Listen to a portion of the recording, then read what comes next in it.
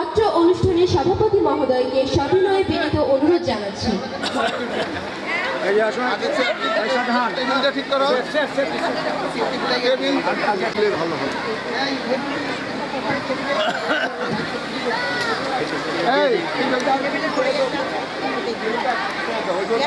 যোগাযোগ করতে হবে।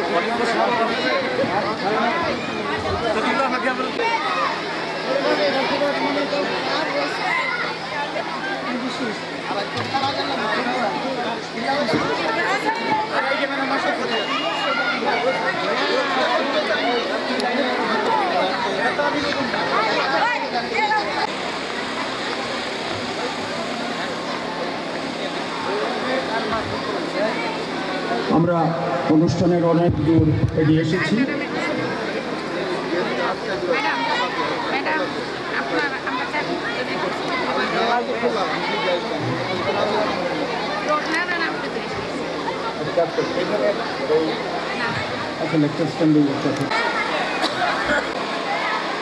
প্রাক্তন প্রধান শিক্ষক শিক্ষিকা যারা এখানে উপস্থিত আছেন তাদের কথা আমরা শুনব,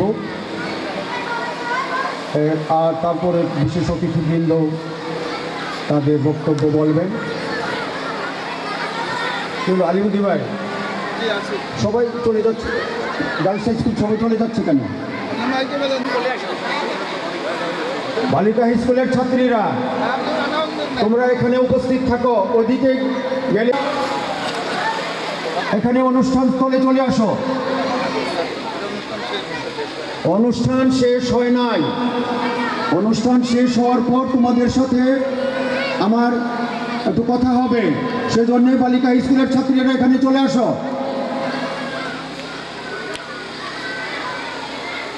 একজন শিক্ষিকা, মহুয়া কোথায়? মহুয়া, মহুয়া আছো? হুজুরের কর্মী হিসেবে শুধু নয়, হুজুরের দীক্ষাপ্রাপ্ত, সান্নিধ্যপ্রাপ্ত এবং আমাদের সহকর্মী হিসেবে শুরু থেকে আজ পর্যন্ত নিরলসভাবে নিঃস্বার্থভাবে লেগে আছেন জনাব আলিমুদ্দিন তালুকদার। তার সংক্ষিপ্ত কথা দিয়েই আমাদের এই পর্ব শুরু করছি। জনাব আলিমুদ্দিন তালুকদার। অধ্যকার এই অনুষ্ঠানের শ্রদ্ধেয় বড় ভাই সভাপতি, সুদূর সিলেট কাছের মানুষ, প্রাক্তন ইবি টেকনিক্যাল কলেজের প্রাক্তন প্রিন্সিপাল মওসুদ খান,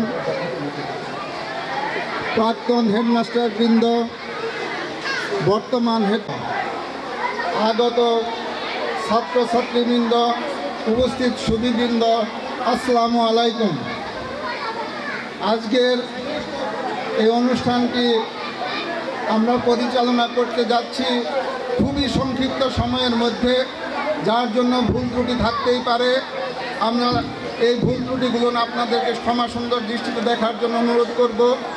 আর এখানে কথা বলার মতো যোগ্য ব্যক্তি আমি নই, তবু সভাপতি সাহেব যেহেতু ঘোষণা করেছেন এই জন্য এখানে এসে দাঁড়িয়েছি।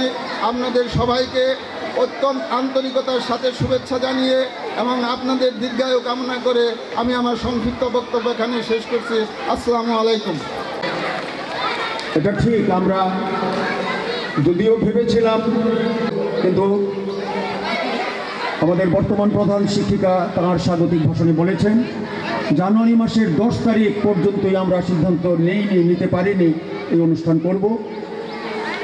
জানুয়ারির 15 তারিখে আমরা প্রাক্তন ছাত্রছাত্রী এর কয়েক শত ছাত্রছাত্রীর সাথে আমরা যোগাযোগ করেছি, কিন্তু দেখতে পেলাম 70-এর দশকের 80-র দশকের ছাত্রছাত্রীরা তারা আমাদের চেয়ে বুড়া হয়ে গেছে। বলে কিনা আমাকে যে এখন এই কাজে ব্যস্ত, ওই কাজে ব্যস্ত, শারীরিকভাবে অসুস্থ, তবে স্বল্প কয়েকজন হলেও তারা উপস্থিত হয়েছে। আর এখানকার প্রাক্তন ছাত্রছাত্রী শুধু নয়, প্রাক্তন শিক্ষক শিক্ষিকা, আমি বলবো এই যে বুকে আমরা ব্যাগ ঝুলিয়েছি, আমরা যে কার্ড পেয়েছি, তাতে দেখতে পাবেন যে হুজুর আমাদেরকে দিয়ে গিয়েছিলেন বিশ্বব্রহ্মাণ্ডের মধ্যে একটি বৃক্ষ এবং তাতে লেখনে চিন্তা ভাবনায় সব কিছুতে তোমাদের এই পাথেও আমি এবারে অনুরোধ জানাচ্ছি মিসেস আসিয়া খাতুন, আপনি মেহরবানি করে দুটি কথা বলুন। ছিলাম হুজুরের ভালোবাসা পেয়েছি, সাউন্ড বাড়ায় দাও। হুজুরের ভালোবাসা পেয়েছি অনেক। এই আমার জীবনের সবচেয়ে বড় সম্পদ। এখন অনেক উন্নত হয়ে গেছে, কিন্তু সেই হুজুরের বাস্তবেই নাই। এই জন্য এখন আমার ভালো লাগতেছে অনেক, কিন্তু হুজুরের স্থানটা তো আর কেউ দখল করতে পারে না। আচ্ছা, আজকে এই বলে আমি রাখছি। আসসালামু আলাইকুম। ধন্যবাদ। প্রধান শিক্ষকের ধারাবাহিকতা জনাব মোহাম্মদ হোসেন, কিন্তু তাকে আমি বিশেষ অতিথি হিসেবে পরে অনুরোধ জানাবো। এবারে প্রধান শিক্ষিকা যিনি নির্দেশনা পেয়েছিলেন এবং একটি দশক এই নিসর্গে এই তপবনে দান করেছিলেন, সেই সৈয়দা সুরাইয়া মাসুদ সিলেট থেকে, যিনি কষ্ট স্বীকার করে এখানে এসেছেন।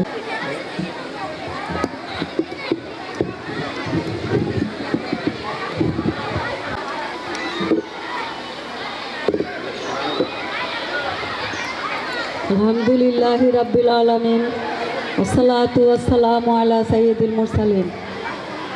সমবেত মেহমানবৃন্দ, এখানকার সুধীবৃন্দ এবং প্রিয় ছাত্রছাত্রীগণ, আসসালামু আলাইকুম। তো আমার 10টি বছর মনে হচ্ছে হারিয়ে গেছে। আমি হয়তো সেটা খুঁজে পাবো পরকালে, যেদিন আল্লাহ তাআলার সামনে দাঁড়াবো, তিনি আমাদের সবার হিসাব নেবেন। আমার সেই পরিচিত প্রিয় ছাত্রছাত্রীবৃন্দ এখানে নেই, সামান্য একজন না দুজন দেখলাম। কত ছাত্রছাত্রী আমার হাত দিয়ে বের হয়ে গেল, কতজনে এখনও মাঝে মাঝে টেলিফোন করে, ওরা বড় হয়ে গেছে, অনেক দায়িত্বশীল তারা। আমি এখানে এসেছিলাম হুজুরের নির্দেশ পেয়ে, আমি বলতে পারবো না। আমি এসেছিলাম আমার স্বামীর সাথে, আমার ছোট্ট ছেলে যার মেয়ে আজ আমার সাথে এসেছে, যে পৃথিবীতে নেই। সেই ছেলেটি 4 বছর ছিল এবং তাকে সঙ্গ দেওয়ার জন্য আরেকজনকে এনেছিলাম, নুরু। আমি যেদিন এখানে আসলাম হুজুর এখানে ছিলেন না। আমি যেন আল্লাহর হাত দিয়ে এসেছিলাম এবং এখানে আমার সব কিছু আল্লাহ তাআলাই পরিচালনা করেছিলেন। আমি যেদিন এসেছিলাম হুজুর আপ্যায়নের জন্য এখানে ছিলেন না। আমাদেরকে স্থান দেওয়া হয়েছিল একটা প্রায় বড় একটা বাড়িতে, জমিদারদের খাজাঞ্চি বাড়িতে। এসে আমি তখন যে স্কুল থেকে এসেছিলাম, সেটা সিলেটের অন্যতম ভালো স্কুল ছিল। সেই স্কুলে পরবর্তীতে আমি এখানকার প্রকৃতির খবর জানিয়ে চিঠি লিখতাম ওদের কাছে, ওরা সেটা সাহিত্যপত্রের মতো গোল হয়ে বসে পড়তো। এখন যিনি প্রিন্সিপাল, তিনি আমার কলিগ ছিলেন, এখন বলেন যে তুমি সন্তোষ থেকে যে চিঠি দিতে, সেগুলো আমরা পড়তাম। আমি এসেছিলাম, আমি জানতাম না হুজুর আমাকে শিশু স্কুলের দায়িত্ব দেবেন, কারণ আমি প্রধান শিক্ষয়িত্রীর দায়িত্ব পালন করব, এর যোগ্যতা আমি চিন্তাই করতে পারি না। আমি অতি সাধারণ একটা মেয়ে ছিলাম, আমি সহশিক্ষিকা ছিলাম এবং শিশুদের, এবং এর আগে আমি 1 বছর আমার যে স্কুল থেকে আমি পাশ করেছিলাম, সেই স্কুলে বিএ পাশ করার পরে আমি শিক্ষকতা করেছিলাম 1 বছরের জন্য। ওরা আমাকে টিচার হিসেবে পছন্দ করতো, এইটুকুই আমার সম্বল ছিল। কিন্তু একজন প্রধান শিক্ষয়িত্রীর দায়িত্ব পালন করার মতো কোনো যোগ্যতাই আমার ছিল না। আল্লাহ তাআলা আমাকে প্রধান শিক্ষিকা বানালেন। আমি কি করব? আমি 6টা প্রবন্ধ ছিল একটা সবুজ বইয়ে, সেটা পড়তাম এবং দেখতাম যে হুজুর অনেক, যাদের প্রবন্ধগুলো ছিল তাগুলো একটা হুজুরের ছিল না। উনি সেগুলা যাদেরকে তিনি পছন্দ করতেন, যাদের লেখা, তাদের প্রবন্ধগুলো ছিল এবং এগুলো তিনি এখানে ইসলাম বিশ্ববিদ্যালয়ে কায়েম করতে চাইতেন। উনি শান্তিনিকেতনের কথাও বোধহয় ছিল, আমি বইটা হারিয়ে ফেলেছি। মৌলানা আবুল কালাম আজাদের একটা ছিল, শান্তিনিকেতনে সেই যে গাছের নিচে বসে ক্লাস করা, এই উল্লেখ ছিল। নিসর্গ সম্পর্কে ছিল, নিসর্গ যে কত বড় একটা শিক্ষা অঙ্গন, সেটা সূরা রুমে আপনারা যদি আয়াত পড়েন। আর ছিল হুজুর যেটা প্রতিটি রবুবিয়াত, আল্লাহর রবুবিয়াত, আল্লাহ তাআলা বলছেন যে আমি মানুষ সৃষ্টি করেছি পরীক্ষা করার জন্য। এটা সূরা রুমের আয়াত। আমি মানুষকে জীবন মৃত্যু সৃষ্টি করেছি মানুষকে পরীক্ষা করার জন্য, তোমাদের মধ্যে কে কর্মে উত্তম। এই কর্মে ভালো হওয়ার শিক্ষাই ছিল মৌলানা ভাসানীর শিক্ষা। প্রতিটি মানুষকে তার কর্মে ভালো হতে হবে এবং একদিন আল্লাহ রাব্বুল আলামিনের, দুনিয়া এবং সমগ্র বিশ্ব ব্রহ্মাণ্ডের যিনি প্রভু, তার সামনে আমাদেরকে দাঁড়াতে হবে। এটাই ছিল রবুবিয়াত, আল্লাহর রবুবিয়াত। মৌলানা ভাসানী স্লোগান দেওয়াতেন যে আল্লাহর রবুবিয়াত। হে আল্লাহ, কি জানি একটু আগে ছেলেটা বলে গেল, যেটা বলেছিলেন লিখতে মৌলানা ভাসানীর, খুদে ভাসানী যে হলো, আল্লাহ তোমার রবুবিয়াত কায়েম করো, কায়েম করো। এই রবুবিয়াত কি? এই রবুবিয়াতের জন্যই আল্লাহ, আমার মনে হয়েছে যে আমার সামনে কখনো ভাসানী আমাকে একটা কথাও বলতেন না, এটা করো ওটা করো। আমার মনে হতো পরবর্তীতে তিনি আল্লাহ রবুবিয়াতের ছায়াতলে আমাকে ছেড়ে দিয়েছেন। আল্লাহ রবুবিয়াত, নিসর্গ, আল্লাহ তাআলা বলেছেন আমি আকাশমণ্ডলী সৃষ্টি করেছি, তুমি তাকাও, তাকিয়ে দেখো, কোনো খুঁত দেখতে পাও, তোমার দৃষ্টি প্রতিহত হয়ে ফিরে আসবে। আমরা নিসর্গে নিয়ে যেতাম। এরপর আল্লাহ তাআলা বলেছেন যে এই যে পানি দেখো তোমরা, পানির উৎস যদি বন্ধ হয়ে যায়, আমি ছাড়া কেউ কি এটা তোমাদেরকে ফিরিয়ে দিতে পারবে? আমরা ছাত্রদেরকে নিয়ে যেতাম অনেক, এইদিকে কারিগর পাড়া হয়ে আমরা অনেক দূরে হেঁটে হেঁটে চলে যেতাম, ওদেরকে দেখাতাম। ওরা দিঘির পাড়ে বসে খাতা নিয়ে আর্ট করতো। তার কারণ এগুলো ছিল ওই যে আল্লাহ তাআলার সৃষ্টির সাথে ছাত্রদের পরিচিত করানো। অনেক কিছু, যার ছিল শ্রম। আমাদের উদ্দেশ্য ছিল, একটা হলো হুজুরের শিক্ষানীতি, একটা হলো আল্লাহর আমি শ্রম নির্ভর করে মানুষ সৃষ্টি করেছি, আরেকটা শ্রমমুখী শিক্ষা মৌলানা ভাসানীর ছিল। আমি যখন আসলাম তখন পঞ্চম শ্রেণী যখন হলো, তখন কোনো ঘর নাই। একটা ঘর আমাকে পঞ্চম শ্রেণী করার জন্য দেওয়া হলো, সেটা মাটি ফেলা হয়েছে। তখন এই মাটিতে ছাত্রদেরকে কী করে পড়াবো? ছাত্রদের বললাম, আমরা শ্রমের মধ্যে মার্ক রাখলাম 100 মনে হয়, বললাম এটা পিটাও, পিটিয়ে এটাকে সমান করো, তারপরে তোমরা লেপো এটা। তারা পিটিয়ে সমান করলো এবং লেপে ক্লাস করলো। এই কাজে আমাকে শিক্ষক শিক্ষয়িত্রী, বিশেষ করে রহিমা খাতুন সবচেয়ে বেশি সহযোগিতা করতো। শিরিন আপা আসলেন, এরা আমার সহযোগী ছিল। এখনও চোখে এই শিরিন আপা আমাকে কাঁদতে কাঁদতে জড়িয়ে ধরেছেন। আমি বলেছি যে আপনাদেরকে আমি কত শাসন করেছি। এরা হুজুরের শিক্ষানীতির সাথে আস্তে আস্তে এমনি করে মিশে গিয়েছিল। কিছুই জানতাম না, পথ চলতাম মনে হতো না, অজানাভাবে পথ চলছি। তারপরে আস্তে আস্তে এর সাথে মিশে গেলাম। 10টি বছর এখানে থাকলাম হুজুরের শিক্ষানীতি। পরবর্তীতে আমরা স্কুল করেছি, ওখানেও এটা আছে, নিসর্গ আছে, নিসর্গ রেখেছি, শ্রম রেখেছি। এটা থাকবে না জানি, আমি এটা চলে এসেছি হ্যান্ডওভার করে স্কুল, এটা থাকবে না। আমি এখানে মনে হচ্ছে আমার 10টা বছর আমি ফিরে পাবো, যেদিন আল্লাহ তাআলার সামনে আমি দাঁড়াবো। আমার সেই ছাত্রছাত্রী যাদেরকে রবুবিয়াতের আদর্শ শিক্ষা দিতাম, এখানে কোন একটা পুকুরে অজু করাতাম, তারপরে নিজে দাঁড়িয়ে নামাজ পড়াতাম, বলতাম মেয়েদের, ছোট মেয়েদের জোহরের নামাজ। প্রথম দিকে তো আমাদের কেউ ছিল না, পরে ধর্মীয় শিক্ষক আসলেন, কে জানি পড়াতেন, ভুলে গেছি। তারপরে কুতুব ভাই ছিলেন। এখনও আমি যখন ঢাকা চলে গেলাম তখন আমার মনে হতো বড় আপাকে সালাম দাও, আমার কান্না আসতো। আমি তখন সাধারণ গৃহবধূ হয়ে গেছি, আমার কোনো স্কুল নাই। তারপরে আমি বলতাম, আল্লাহ তুমি যদি চাও আমি গৃহবধূ হয়ে থাকি তাহলে ঠিক আছে, কিন্তু আল্লাহ তাআলা আমাকে মতিঝিল আইডিয়াল স্কুলে ঢাকার চাকরি দিলেন। পরবর্তীতে আমি সিলেট চলে গেলাম, সেখানেও স্কুল পেলাম। 13টা বছর কাটিয়ে এসেছি। আমি অনেক কিছু বলার আছে, কিন্তু আমি বলবো না, কারণ আমি শুধু বলতে চাই যে ইসলামী বিশ্ববিদ্যালয় শুরু হয়েছে আল্লাহ তাআলার রবুবিয়াত কায়েম করো, কায়েম করো দিয়ে। আল্লাহ তাআলার রবুবিয়াত হয়তো কায়েম হবে ওই দিন যেদিন ইমাম মেহেদী আসবেন, যেদিন ঈসা আলাইহিস সালাম সমস্ত ক্রুশ ভেঙে ফেলবেন, ওই দিন আল্লাহ তাআলার রবুবিয়াত কায়েম হবে। এখন আমরা শুধু স্লোগানই দিয়ে যাব। এখন এই পথে চলতে হবে। মৌলানা ভাসানী চেয়েছেন আল্লাহর রবুবিয়াত প্রতিষ্ঠিত হোক। মৌলানা ভাসানী চেয়েছিলেন নিসর্গে, যে নিসর্গ আল্লাহ তাআলা সৃষ্টি করেছেন, সেই নিসর্গের সাথে ছাত্রছাত্রীরা পরিচিত হোক এবং আল্লাহ তাআলাকে সৃষ্টিকর্তা হিসেবে জানুক। আমরা ওখানে কাজ করাতাম, তারপরে ছাত্ররা চারা গাছ লাগাতো, তারপরে একটা খুঁটি গেড়ে একটা ছোট্ট একটা বাঁশের কঞ্চি দিয়ে লিখে রাখতো, কারণ এই চারাগুলো তুলে ফেলবে অন্যরা, কেউ না দেখলেও আল্লাহ দেখেন। এইগুলো লিখে আমরা চারা গাছকে বাঁচিয়ে রাখতে চেষ্টা করতাম। এইগুলো আমি চাচ্ছি এখানে যারা আছেন, মৌলানা ভাসানী হলেন একটা মঞ্জিল অতিক্রম করে আমরা মঞ্জিলে মকসুদে পৌঁছতে হবে। সেই মঞ্জিলে মকসুদ হলেন আল্লাহ তাআলা, এবং মঞ্জিলে মকসুদে পৌঁছার পর অনন্ত যাত্রা শুরু হবে।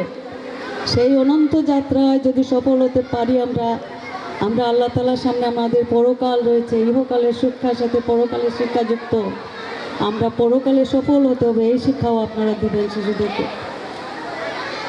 শিশুরা হলো জীবনের শুরু, হলো এদেরকে গাছটা যেন বেঁকে না যায়, আল্লাহ তাআলাকে যেন না ভুলে, কারণ অত্যন্ত দুঃসময় আমাদের অপসংস্কৃতি এবং কালচার যেগুলো ইসলামী কালচার নাই, শিশুদের মধ্যে প্রতিষ্ঠিত করতে হবে। আমি সবাইকে বর্তমানে যারা আছেন, আমি সবার কাছে এটা চাচ্ছি, এবং আল্লাহ রাব্বুল আলামিনের তাঁরই পথে পরিচালিত করেন, এবং আমার মুর্শিদ মৌলানা আব্দুল হামিদ খান ভাসানীর কেন যেন মাথা উঁচু করে দাঁড়াতে পারেন, আল্লাহ তাআলা যেন তার দিকে স্মিত হয়েছে তাকান। আসসালাম। তার পরবর্তী উপস্থিত প্রধান শিক্ষিকা মিসেস হোসনে আরা, তিনি ডক্টর মীর ফখরুজ্জামান স্যারের আহ্বানে এসে যোগ দিয়েছিলেন। তার ইন্তেকালের পর আমরা জানি 1987 সনের 29শে জানুয়ারি, 87 সনের 29শে জানুয়ারি প্রফেসর ডক্টর মীর ফখরুজ্জামান একটি সড়ক দুর্ঘটনায় ইন্তেকাল করেন। আমরা আজকে তার কবরগাহে শ্রদ্ধা নিবেদন করেছি, মুনাজাত করেছি। এবারে মিসেস হোসনে আরা বক্তব্য রাখছেন। আউযু বিল্লাহি মিনাশ শাইতানির রাজিম, বিসমিল্লাহির রহমানির রহিম। বিতাড়িত শয়তান থেকে আল্লাহর আশ্রয় প্রার্থনা করছি। পরম করুণাময় আল্লাহর নামে শুরু করছি। সকল দেহি ও বিব শুরু করছি।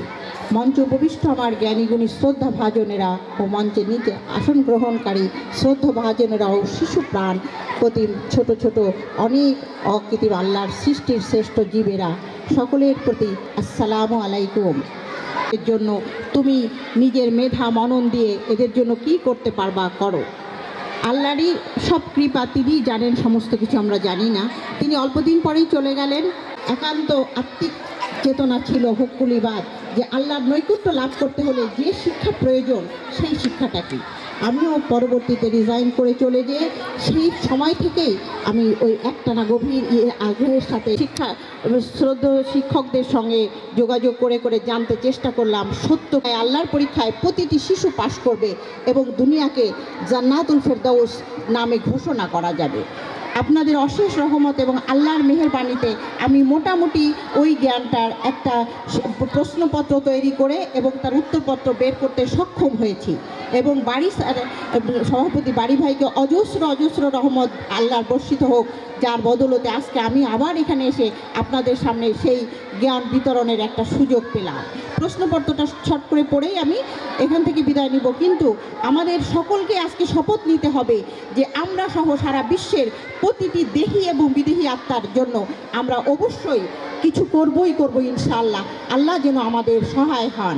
প্রশ্নগুলো হলো: মানুষের সংজ্ঞা কী? মানবদেহের আসল মূলধন কী? স্থায়ী মানুষ, অস্থায়ী মানুষ কাহারা? পৃথিবীটা কাদের জন্য? সৃষ্টিকর্তা সকলকে ভালো থাকার জন্য প্রকৃতিতে পর্যাপ্ত সম্পদ দিয়েছেন না দেননি? মানবদেহের আয় ও ব্যয় বলতে কী বোঝায়? মৃত্যু বলতে কী বোঝায়? মানবদেহের মূল লক্ষ্য মৃত্যু না জীবন? অসুখ বলতে কী বোঝায়? মানবদেহ টিকে থাকছে না কেন? পৃথিবীতে মানবদেহের আসল চাওয়া কী হওয়া উচিত? শান্তি কি? শান্তি কি মানবদেহের জ্ঞান বুদ্ধির বাইরে না আত্মার আওতাভুক্ত? পৃথিবীতে কিভাবে শান্তি প্রতিষ্ঠিত হবে? তো আমি চাই আমাদের মৌলানা ভাসানীর যে রবুবিয়াত, সকল শক্তির উৎসকে আল্লাহ আল্লাহ, আর একটি লাইন জুড়ে যেতে চাই, সকল কর্মের উৎসকে মানব দেহ। নিজেদেরকেই নাজাত হতে হবে, আল্লাহর নৈকট্য লাভ করতে হবে, আল্লাহকেই নিজের কাছে রেখে প্রতিটি কর্মে। আজ আমাদের দেশে বাংলাদেশ অনেক সুন্দর একটা সম্ভাবনাময় দেশ। আজ আমাদেরকে এরই ধারক এবং বাহক হতে হবে, কারণ ভাষা দিয়েই আমরা এই রক্ত দিয়ে মাটি দুটি আমরা পেয়েছি। আমাদের মাতৃভাষা বাংলা। নেপোলিয়ান যে বলেছিলেন, give me a good mother, I will give me a good nation. তা আজকে আমাদের এই মঞ্চে দাঁড়িয়ে বলতে হবে, আমরাই হব সেই মা যারা পারবো সমস্ত সন্তানকে ধরে রাখতে।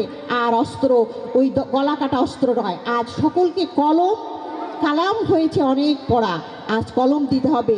লেখো যে আমাদের পৃথিবীতে অবশ্যই জ্ঞান, বিশ্ব শান্তি ও বিশ্ব ভ্রাতৃত্বের জন্য, এবং আমরাই তার ধারক ও বাহক। আজ আর এই বই নিয়ে মোটা বই নিয়ে অনেক পড়ালেখার প্রয়োজন নাই। ব্যবহারিক শিক্ষা, যে শিক্ষাটা বিজ্ঞান ও প্রযুক্তি, প্রযুক্তিতে আসতে হবে। প্রযুক্তি দিয়েই আল্লাহকে চিনতে হবে, প্রযুক্তি দিয়েই বিশ্বকে শান্তিময় করতে হবে। দৃঢ়চিত্তে আল্লাহ আমাদের সকলের সহায় হন। আমরা ইনশাআল্লাহ এই মঞ্চ থেকে নেমে পরবর্তীতে মুহূর্তে বেশ কিছু সংগঠিত হয়ে সকলের জ্ঞান আদান প্রদান করে আমরা সেই মনুষ্য রেজিস্ট্রেশন উদ্বোধন করব, এবং যার বদৌলতে প্রতিটি ব্যক্তি সরাসরি জান্নাতে প্রবেশ করবে। আসসালাতু, এটা আরবিটা হচ্ছে যে নামাজ ভেস্তের চাবি। প্রতিটি ব্যক্তির নাম আজ এমনভাবে নাম গ্রহণ করবে সে এহকাল এবং পরকাল উপযোগী হবে। আল্লাহ পাক পরিষ্কার বলছে, আল্লাহ আউযুবিকা মিন দিকে দুনিয়া মিন দিকে ওয়াল কিয়ামা। হে আল্লাহ, আমার ইহকাল এবং পরকাল স্বর্গীয় হোক। তা আমিও চাই যারা চলে গেছেন তাদের জন্য আমার অনেক করণীয় আছে, যারা দেহাকারে আছেন তাদের জন্য আমাদেরকে করণীয় আছেন। তাই আমাদের আগামীকাল থেকে কর্মই ধর্ম, এই নিজেরা দৃঢ় চিত্তে এই বাণী গ্রহণ করে সেই কর্মে আমাদেরকে নেমে পড়তে হবে। আসসালামু আলাইকুম। শিশু স্কুলের শিক্ষিকারা একটু ছাত্রদের তো ধৈর্য ধরতে হবে। এবারে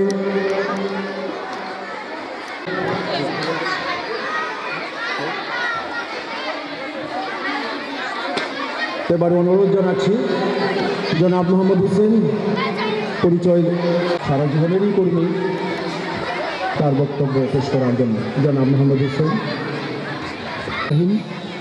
আল্লাহুম্মা সাল্লি আলা মুহাম্মদ ওয়া আলি মুহাম্মদ। মঞ্চে উপবিষ্ট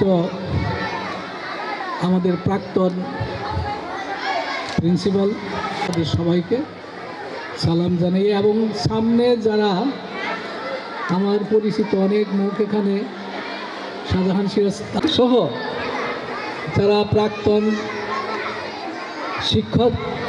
শিক্ষার্থী এবং ছাত্রছাত্রী আছেন, তাদের সবাইকে আমি সালাম জানিয়ে কথা বলছি। মজলুম জননেতা মাওলানা আব্দুল হামিদ খান বাসানী হুজুর নিজেই একটা বিশ্বের একজন বিস্ময়, এবং বিশাল বিশ্বটাই যেন তার ভিতরে অনুপ্রবেশ করেছিল। তিনি চেয়েছিলেন এখানে একটা ব্যতিক্রমধর্মী শিক্ষা প্রতিষ্ঠান করার জন্য, এবং এই কারণেই তিনি শিশুদের এখানে প্রথম শিশু স্কুলটা স্থাপন করেন। এবং এই তার শিক্ষার দর্শনের এমনই একটা ছিল যে তিনি এখানে ইসলামী বিশ্ববিদ্যালয় করবেন। সেই ইসলামী বিশ্ববিদ্যালয়ের শুরু হবে শিশু স্কুল থেকে, এবং তারা সবাই এখানে রেসিডেন্সিয়াল হবেন, এবং এখানে তারা জাগতিক এবং আধ্যাত্মিক জ্ঞানে পরিপক্কতা লাভ করবেন। জগতেও যেমন শিক্ষা দীক্ষায় তারা পারদর্শী হবেন, তেমনি নিজের সম্পর্কেও তারা জানবেন। নিজেকে জানার উপরই তিনি বিশেষ গুরুত্ব দিয়েছেন। যেমন মান আরাফা নাফসাহু ফাকাদ আরাফা রাব্বাহু, যিনি নিজেকে জানেন তিনি স্রষ্টাকেও জানেন। তা আমরা আমাদের শিক্ষার মূল উদ্দেশ্যটাই ছিল এইটা, যে একটা ছাত্রছাত্রী এখান থেকে যখন মাস্টার ডিগ্রি পাশ করবে, সমাজের মধ্যে যখন সে দায়িত্ব পালন করবে, তখন তার সম্পর্কে একটা ইনকোয়ারি করা হবে যে সে মানে দেখা গেল যে একজন চেয়ারম্যান হয়েছে বা কেউ রাষ্ট্রীয় প্রধান হয়েছে বা কেউ ডিসি হয়েছে, এসপি হয়েছে, এবং সেই ছাত্রটা সত্যনিষ্ঠ কিনা, ন্যায়নিষ্ঠ কিনা, কর্তব্যনিষ্ঠ কিনা, দায়িত্বশীল কিনা, স্রষ্টা নির্ভরশীল কিনা, এবং দরিদ্রদের প্রতি তার দায়িত্ববোধ আছে কিনা, এবং সে দুর্নীতিবাজ কিনা ইত্যাদি সম্পর্কে যদি দেখা যেত যে সে সত্যনিষ্ঠ, ন্যায়নিষ্ঠ, কর্তব্যনিষ্ঠ, দায়িত্বশীল, পিতামাতার প্রতি শ্রদ্ধাশীল, দরিদ্র জনগণের প্রতি তার দরদ রয়েছে, সে কখনো ঘুষ খায় না, মানুষের সেবায়, দুস্থ মানুষের কল্যাণে, দেশের কল্যাণে তার জীবনকে উৎসর্গ করেছে, তাইলে বুঝতে হবে তা আমাদের শিক্ষা ব্যবস্থাটা কার্যকরী হয়েছে। আর যদি এর ব্যতিক্রম হয় তাহলে বুঝতে হবে যে আমাদের শিক্ষা ব্যবস্থা কার্যকরী হয় নাই এবং এতে ত্রুটি বিচ্যুতি রয়েছে। যারা শিক্ষার দায়িত্বে থাকবেন তারা আবার এটাকে মূল্যায়ন করবেন কিভাবে আমাদের শিক্ষা ব্যবস্থাটাকে ছাত্রছাত্রীদের মধ্যে পার্মানেন্ট করা যায়, স্থায়ী করা যায়। এই জিনিসটাই ছিল মুসলিম জননেতা মৌলানা আব্দুল হামিদ খান ভাসানী হুজুরের শিক্ষার উদ্দেশ্য, যে নিজে ভালো হবে। তার মধ্যে তিনি আরও বলতেন যে মানে টিচাররা, যারা শিক্ষক, তারা ছাত্রছাত্রীদের কোনো কিছু পড়াইতে পারে না। তারা কি করতে পারে? ছাত্রছাত্রীদের সামনে একটা বিষয় সুন্দরভাবে উপস্থাপন করতে পারে। যে শিক্ষক যত সুন্দরভাবে সেটা ছাত্রছাত্রীদের ভিতরে বা সামনে উপস্থাপন করতে পারে সুন্দরভাবে, সে তত সাকসেসফুল শিক্ষক হয়। এবং যত সে তার ছাত্রদের মধ্যে বা ছাত্রীদের মধ্যে ভালো গুণাবলী তার উন্মেষ ঘটাইতে পারে, সেই প্রকৃত পক্ষে সুন্দর ভালো সাকসেসফুল শিক্ষক। এটাই ছিল তার ইচ্ছা। এবং তিনি এমনও কথা মাঝে মাঝে বলতেন যে সারা বিশ্ব খুঁজে যদি আমি কয়েকজন শিক্ষক নিয়ে আসতে পারি তাহলে আমি মনে করব যে আমার জীবনে সবচেয়ে একটা ভালো কাজ করছি। আজ মৌলানা ভাসানী হুজুরের সেই দর্শন আসলেই সঠিকভাবে, আমরা যাই বলি না কেন, পূর্ণাঙ্গভাবে এখানে কায়েম হয় নাই। যেমন শান্তিনিকেতনের রবীন্দ্রনাথ ঠাকুর রাষ্ট্রীয়ভাবে বিরাট সে একটা সাপোর্ট পেয়েছে, সমর্থন পেয়েছে। তার শিক্ষা দর্শন সেখানে সুন্দরভাবে পরিপূর্ণভাবে কায়েম হয়েছে। মৌলানা ভাসানী হুজুরের শিক্ষা দর্শনের মূল কথা ছিল এইখানেই সমস্ত কিছু উৎপাদন হবে, এইখানেই ছাত্রছাত্রীরা সেটা উৎপাদন করবে এবং কোনো কিছুই বাইরের থেকে, কেরোসিন এবং লবণ ছাড়া বাইরের থেকে তারা আর কোনো কিছু সংগ্রহ করবে না। কিন্তু কই, সেটা তো এখনও আমাদের হয়নি। হবে কখন? যদি দেখা যায় আল্লাহ পাকের অশেষ মেহেরবানিতে কোনো সময় ভাসানী পাগল কোনো লোক রাষ্ট্রীয় ক্ষমতা যায় এবং রাষ্ট্র যদি সেটাকে কার্যকরী করার জন্য বদ্ধপরিকর হয়, তখন ওই ইনশাআল্লাহ এটা কায়েম হবে। এটা কবে কখন আসবে আল্লাহই জানে। যাই হোক, এখানে অনেক স্মৃতি, অনেক কথাই মনে হয়। প্রথমে এখানে শিশু স্কুল স্থাপিত হয়। এই স্থান আজকে ধীরে ধীরে মানে সভ্যতার যুগে পদার্পণ করতেছে। এইখানে এই শিশু স্কুলের ঘর ছিল না, সামনে ওই বালিকা হাই স্কুলেরও ওই বিল্ডিং ছিল না। জনাব মোহাম্মদ এই করলে ভালো হয়।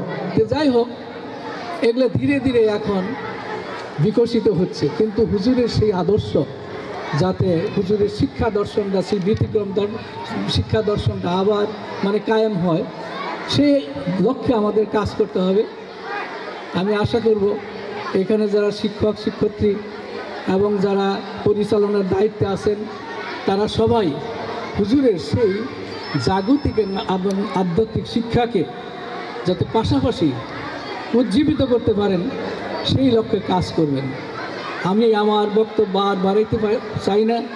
যারা এখানে এসেছেন, যারা এই অনুষ্ঠানের আয়োজন করেছেন, এবং তাদেরকে আমি আন্তরিকভাবে ধন্যবাদ জানিয়ে সবাইকে আবার সালাম জানিয়ে আমার কথা আমি এখানেই শেষ করলাম। আসসালামু আলাইকুম। প্রিয় ছাত্রছাত্রীবৃন্দ, আমি বলেছি আমার সাথে তোমাদের একটু কথা হবে, সেজন্য একটু অপেক্ষা করো। আর বেশিক্ষণ অপেক্ষা করতে হবে না, কিন্তু যতক্ষণ অপেক্ষা করছো ভালোভাবে অপেক্ষা করো, তো মনোযোগী হও। প্রাক্তন ছাত্রছাত্রীবৃন্দ, প্রাক্তন সবার কাছে অনুরোধ, কার্যত আমার মন মগজে এই যে 40 বর্ষ পূর্তি উদযাপন, এটা হিসাব অনুযায়ী এসেছে, শুধু তাই নয়, আসার কথা উদযাপন করেছি। 25 বছর পূর্তিও অনেক উদযাপন পূর্তি, আর 100 বছর পূর্তি তো দেখা যায় প্রায়ই করে, কিন্তু 40 বছরটাকে 42 গাম্ভীর্যপূর্ণ ব্যক্তিত্বে পরিণত হয়। এই প্রতিষ্ঠান, এটা শিশু স্কুলের শুধু 40 বর্ষ পূর্তি তা নয়, এটা ইসলামী বিশ্ববিদ্যালয়ের 40 বর্ষ পূর্তি। আর সেই 40 বছর পূর্তি উদযাপনের পর 50 বছর পূর্তি উদযাপনের জন্য আল্লাহ আমাদের মধ্যে কাকে এই পৃথিবীতে রাখবেন আর কাকে রাখবেন না আল্লাহ শুধু জানে। সেজন্যে এই ভাবনাটাও আমার আসে যে 40 বছর পূর্তি উদযাপন করে আমরা কর্মীরা, মওলানা ভাসানীর কর্মীরা একজন আরেকজনকে কাছাকাছি হয়ে দেখি। তার মধ্যে আমাদের মধ্যে সবচেয়ে বয়োবৃদ্ধ মাসুদ ভাই, তাকে দেওয়ার জন্য নয়, সম্মান দেওয়ার মালিক আল্লাহ, কিন্তু আমরা সম্মানিত হই সেজন্যে তাকে কাছে আনা, এটাই আমার ভেতরে ক্রিয়া করেছে। সেই জন্য 40 বছর পূর্তি উদযাপন। ডক্টর মীর ফখরুজ্জামান স্যার যদি জীবিত থাকতেন, প্রফেসর আসকার ইবনে সাইদ যদি জীবিত থাকতেন, যাদেরকে নিয়ে হুজুর বিসমিল্লাহ করেছিলেন, নিশ্চয়ই তারা আজকে এখানে উপস্থিত থাকতেন। টাঙ্গাইলের বুলবুল খান মাহবুব আমাদের একজন পরম শরীর, কিন্তু অত্যন্ত গুরুতর অসুস্থ। গত পরশু দিনও বলেছেন, বাড়ি ভাই আমি কিছুক্ষণের জন্য হলেও গিয়ে আসবো, যদি আমার শরীরে তোলা, আসতে পারেননি। আমাদের মুসলিম উদ্দিন সরকার, মুসলিম ভাই, হুজুরের ম্যানেজার, তিনিও 2010 সনে চলে গেছেন। আমাদের জনাব শামসুল হক, হুজুরের জামাতা, শুভাকাঙ্ক্ষী শরীর কর্মী, চলে গেছেন। আরও যদি পিছিয়ে যায়, হুজুরের ইন্তেকালের পর যারা আমাদেরকে সভ্যতভাবে সহায়তা করেছেন, জনাব তোরাব আলী ফকির, জনাব আতোয়ার আলী হাজি, এরাও বহু আগেই চলে গেছেন। চট্টগ্রাম হুজুরের জীবৎকালেও এবং হুজুরের পরেও আমাদের যে কঠিন দিবারাত্রি আমাদের সামনে এসেছিল, তখন বড় ভাই হিসেবে জনাব বুজলু সত্তার আমাদেরকে নির্দেশনা দিয়েছেন, সঙ্গ দিয়েছেন, সাহস দিয়েছেন, বুদ্ধি দিয়েছেন। জনাব বুজলু সত্তারও 10 বছর হলো পৃথিবী ছেড়ে চলে গেছেন। নয়, আপনাদের সাথে দেখা হবে ইনশাল্লাহ। হুজুরের ইন্তেকালের 17 নভেম্বরের রাত্রিটি, দিবাগত রাত্রিটি, তখন এই ক্যাম্পাসে কি অবস্থা দাঁড়িয়েছিল, মাঝে মাঝে মনে হয় যদি এটাও মঞ্চস্থ করতে পারতাম। তারপর দিনের পর দিন যায়, মাসের পর মাস যায়। বিশেষ করে হুজুরের ইন্তেকালের পরবর্তী 17 নভেম্বর পর্যন্ত 1 বৎসর এই ক্যাম্পাসে যারা কর্মী ছিলেন তাদের দুঃসহ অবস্থা ছিল। এমনও কর্মী ছিলেন যারা আমাদের খেতে পারে সেই ব্যবস্থাও যে কর্মীরা করেছিলেন আমার চোখে ভাসছে। আছেন কেউ কেউ এখানে উপস্থিতও আছেন। সবার প্রতি মহাকৃতজ্ঞতা, মহান সালাম। আর সেই সময়টায় আমাদের বড় ভাই হয়ে মাসুদ ভাই যে নেতৃত্ব দান করেছিলেন, সেজন্যে আল্লাহ তাকে অবশ্যই এর প্রতিদান ইহজীবনেও এবং পরজীবনেও দান করবেন, এই ঈমান আমরা রাখি। এবারে মাসুদ ভাইকে অনুরোধ জানাচ্ছি কিছু কথা বলার জন্য। এই বহুমাত্রিক মিলন মেলায় উপস্থিত বর্তমান শিক্ষক শিক্ষিকাবৃন্দ, প্রাক্তন শিক্ষক শিক্ষিকাবৃন্দ, ইসলামী বিশ্ববিদ্যালয়ের খেদমতে আরও যারা আছেন এবং ছাত্রছাত্রীবৃন্দ, আমি দীর্ঘক্ষণ বসে ক্লান্ত হয়ে পড়েছি, তারপরেও দু চারটি কথা যাতে আপনারা হয়তো আর দেখা হবে কি না, কারণ বাড়ি ভাই আমাকে বলছিলেন আসার জন্য আজকের অনুষ্ঠানে, তো আমি তো বলছিলাম যে এত লম্বা জার্নি আমি করতে পারবো কি না। তো যখন উনি বললেন যে আর এর আগে তো আর কদিন বাঁচবো, এই কথা বলার পরে আমি আর সিদ্ধান্ত পাল্টাতে পারিনি, বলে যেতেই হবে।